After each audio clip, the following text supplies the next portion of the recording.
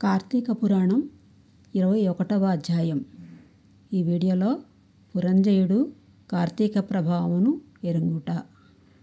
ఈ విధముగా యుద్ధమునకు సిద్ధమై వచ్చిన పురంజయునకు కాంబోజాతి భూపాలకులకు భయంకరమైన యుద్ధం జరిగింది. ఆ యుద్ధంలో రధికుడు రధికునితోనూ, అశ్వసైనికుడు అశ్వసైనికునితోనూ, గజసైనికుడు గజసైనికునితోనూ, పదాతులు పదాతి సైనికులతోనూ, మల్లులు మల్లయుద్ధ నిపుణులతోడను, ఖడ్గ గద బాణ పరశువు మొదలగు ఆయుధాలు ధరించి ఒండరుల ఢీకొనుచు హుంకరించుకొనుచు సింహనాదములు చేసి కొనుచు శూరత్వ వీరత్వములను దూపుకొనుచు భేరీదుందుబులు వాయించుకొనుచు శంఖములను పూరించుకొనుచు ఉభయ సైన్యములను విజయకాంక్షలై పోరాడిరి. ఆ రణభూమిని ఎందు చూసినను విరిగిన రథపు గుట్టలు, తెగిన మొండెములు, తొండలు, తలలు, చేతులు, హాహాకారములతో దీనావస్థలో వినిపిస్తున్న ఆక్రందనలు, పర్వతాల వల్లే పడి ఉన్న ఏనుగుల గుర్రముల కళేబరాల దృశ్యములే.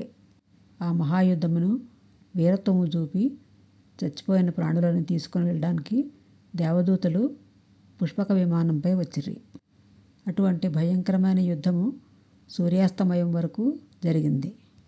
కాంబోజాది భూపాలుల సైన్యము చాలా వరకు నష్టమైపోయాను. అయినను 3 అక్షౌహిణులు ఉన్న పురంజయుని సైన్యమునెల్లా అతి సాహసముతో పట్టుదలతో ఓడించినది. పెద్ద సైన్యమునను పురంజయునికి అపజయమే కలిగెను. దానితో పురంజయుడు రహస్య మార్గమున శత్రువుల కంటపడకుండా తన గృహానికి పారిపోయాను. బలోపేతులైన శత్రురాజులు రాజ్యమును ఆక్రమించుకున్నారు. పురంజయుడు విచారముతో సిగ్గుతో దుఃఖించుచుండెను. ఆ సమయంలో వశిష్ఠులు వచ్చి పురంజయుని ఊరడించి, రాజా, మున్నొకసారి నీ వద్దకు వచ్చితిని. నీవు ధర్మాన్ని తప్పినావు. నీవు చేస్తున్న దురాచారాలకు అంతులేదు. ఇకనైనను సన్మార్గుడివై ఉండుమని హెచ్చరించితిని. అప్పుడు నా మాటలు ఆనలేదు. నీవు భగవంతుని సేవింపక అధర్మ ప్రవర్తనుడై ఉన్నందున వలనే నే ఈ యుద్ధమును ఓడి శత్రువులకు అప్పగించితిని. ఇప్పటికైనా నా ఈ మాటలను ఆలకింపుము. జయాపజయాలు దైవాధీనములని ఎరుంగుము. నీవు చింతతో కృంగిపోవుటేలా శత్రురాజులను యుద్ధములో జయించి నీ రాజ్యమును నీవు తిరిగి పొందవలనన్న తలంపు కలది అని నా హితోపదేశమును ఆలకింపుము. ఇది కార్తీక మాసము. రేపు కృత్తికా నక్షత్రముతో కూడిన పౌర్ణమి కావున స్నాన జపాది నిత్యకర్మలను ఆచరించి దేవాలయమునకు వెళ్ళి దేవుని సన్నిధిని దీపారాధనము చేసి భగవన్నామ స్మరణము చేయుచు నాట్యము చేయుము. ఇట్లా నడిచినచో నీకు పుత్ర సంతతి కలుగుతుంది. అదియే కాదు, శ్రీమన్నారాయణుని సేవించడం వలన శ్రీహరి మిక్కిలి సంతోషముంది శత్రువులను దుర్మాడుటకు నీకు చక్రాయుధమును కూడా ప్రసాదించును.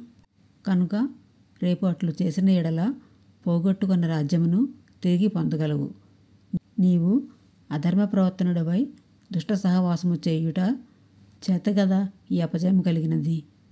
కావున లెమ్ము, శ్రీహరిని నీ మదిలో తలచి నేను తెలియజేసినట్లా చెయ్యమని హితోపదేశం చేశాను. అపవిత్ర పవిత్రోవా నానావస్థాన్గతోపి వా యస్మరే పుండరీకాక్షం సబాహ్య భంతర శుచి. 21వ 21వ అధ్యాయము సమాప్తము. ఇలాంటి మరిన్ని వీడియోల కోసం మా ఛానల్ని సబ్స్క్రైబ్ చేసుకోండి. మీరు సబ్స్క్రైబ్ చేసినట్టయితే నా ఛానల్లో ఉన్న వీడియోలన్నీ మీకు కనిపిస్తాయి. ఈ వీడియో నచ్చితే లైక్ చేయండి, సబ్స్క్రైబ్ చేయండి, షేర్ చేయండి, కామెంట్ చేయండి.